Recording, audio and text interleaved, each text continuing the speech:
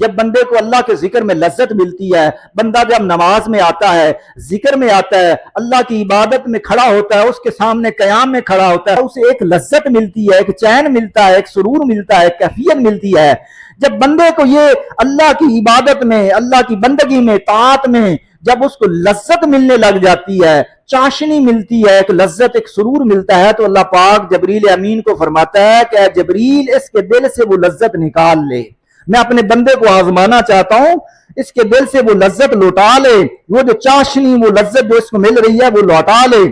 واپس لے لے۔ تو جبریل امین اس سے وہ لذت، وہ جو ذکر کی لذت ہوتی ہے وہ اٹھا لیتا ہے۔ تو وہ جو بندہ ہوتا ہے جس کو اللہ کے ذکر میں لذت ملتی ہے، کیف ملتا ہے، سرور ملتا ہے، جب وہ بندہ دیکھتا ہے کہ اب وہ سرور نہیں رہا، اب وہ کیفیت نہیں رہی، اب وہ چین نہیں رہا، وہ بندہ مارا مارا پھرتا ہے کہ وہ چین کہاں گیا، وہ اللہ کے ذکر میں چاشنی کہاں گئی، وہ اللہ کے ذکر میں وہ جو سرور، جو لذت آتی تھی وہ کہاں گیا، تو وہ مارا مارا پھرتا ہے۔ اس کو وہ جو مصیبت ہوتی ہے پورے جہان کی مصیبت سے زیادہ مصیبت بڑی لگتی ہے، بڑی مصیبت لگتی ہے۔ اللہ پاک فرماتا ہے کہ اے جبریل میں نے اپنے اس بندے کو آزما لیا ہے، اس کو آزما لیا، دیکھو وہ جو لذت میں نے اپنے ذکر میں رکھی تھی اس کے لیے،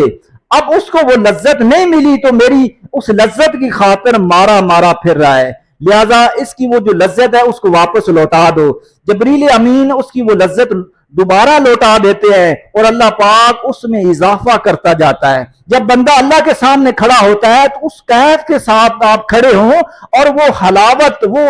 چاشنی، وہ لذت محسوس کیا کرے، اور اس کو اللہ پاک پھر آگے بڑھاتا رہتا ہے، آگے بڑھاتا رہتا ہے۔ جب بندے کی توجہ اس لذت کی طرف ہوتی ہے تو اللہ پاک اس کو آگے بڑھاتا رہتا ہے۔ اور اگر بندے کو اس ذکر میں لذت نہ ملے،